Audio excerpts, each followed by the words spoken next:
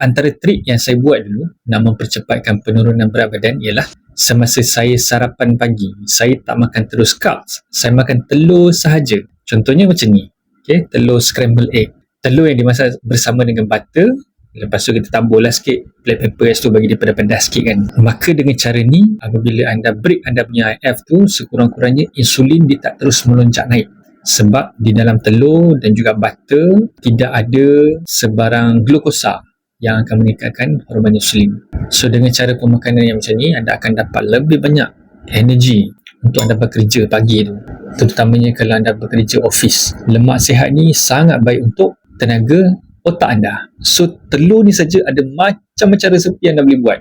Scramble egg, telur dadar, telur rebus, telur separuh masak. Asalkan telur masaklah dengan apa cara sekalipun, benefitnya tetap sama. Dia boleh membantu mempercepatkan lagi pembakaran lemak di dalam badan anda. Lepas tu, sejam, 2 jam, kalau anda lapar balik, makanlah nasi. Tak ada masalah.